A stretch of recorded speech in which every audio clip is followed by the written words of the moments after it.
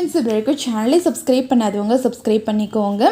சிறுகடிக்க ஆசை serial new promo என்னென்னு பார்க்கலாம்.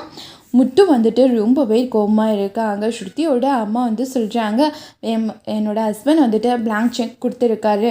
என் பொண்ணு இதுக்கப்புறம் எந்த வேலைக்கும் அனுப்பக்கூடாது. உங்களுக்கு எவ்வளோ பணம் தேவையோ நீங்கள் ஃபில் பண்ணிக்கோங்க அப்படின்னு சொல்லிட்டு அண்ணாமலையாக பார்த்து சொல்கிறாங்க. ஒன்று முத்து வந்து செம்மையாக கோப்படுறாங்க. எங்களுக்கு இதெல்லாம் ஒன்றும் வேணாம் அப்படின்னு சொல்லிட்டு அண்ணாமலை வந்து சொல்கிறாங்க. உடனே முத்து வந்து அந்த செக்கை எடுத்துகிட்டு போயிட்டு 5 லட்சம் அப்படின்னு சொல்லிட்டு போட்டுகிட்டே போகிறாங்க. 5 கோடிக்கு மேலே போட்டுடுறாங்க. எவ்வளோ நாளும் கொடுக்குறேன்னு சொன்னீங்க தானே, இதில் இருக்கிறத அப்படியே ஃபில் பண்ணி அப்படியே எடுத்துகிட்டு வந்து கொடுத்துருங்க. பார்லர் அம்மா, இதை எடுத்துகிட்டு போனால் நம்ம எந்த பேங்க்கில் வாங்க முடியும், நேராக ஹெட் ஆஃபீஸ்க்கு தான் போக முடியும் அப்படின்னு சொல்லிட்டு ரோகிணி வந்து சொல்கிறாங்க. உடனே நான் இப்போவே ஹெட் ஆஃபீஸ்க்கு கிளம்புறேன் அப்படின்னு சொல்லிட்டு முத்து வந்து கிளம்புறாங்க. உடனே ஸ்ருதியோட அம்மா இந்த செக்கை வாங்கிக்கிறாங்க. ஒன்றும் தேவையில்லை கொடுங்க அப்படின்னு சொல்லிட்டு வாங்கிக்கிறாங்க. நீங்கள் தானே எவ்வளோ நாளும் வாங்கிக்கோங்க அப்படின்னு சொன்னீங்க, அதுதான் நானும் ஃபில் பண்ணேன்.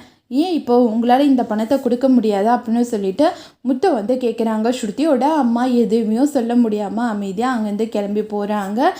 அதுக்கப்புறம் ஸ்ருதியோட அம்மா வந்து சொல்கிறாங்க, அப்படி உங்களுக்கு இதில் விருப்பம் இல்லைன்னா என் மாப்பிள்ளைக்கு நான் சொந்தமாக ஒரு ரெஸ்டாரண்ட்டை ஓப்பன் பண்ணி கொடுக்கலான்னு முடிவு பண்ணியிருக்கேன் அப்படின்னு சொல்கிறாங்க.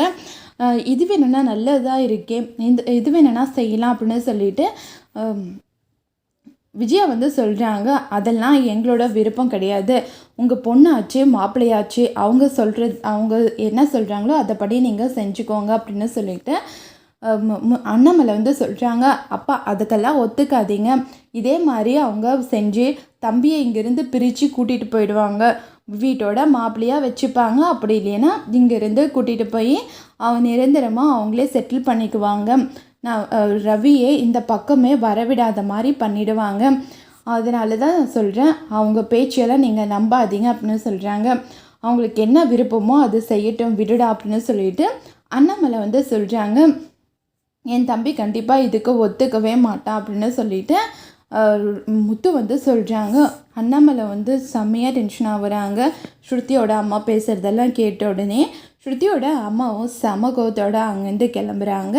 இதோட இந்த ப்ரோமோ முடியுது. வரப்போகிற எபிசோடில் என்ன மாதிரிலாம் ட்விஸ்ட் நடக்க போகுதுன்னு நம்ம பார்க்கலாம்.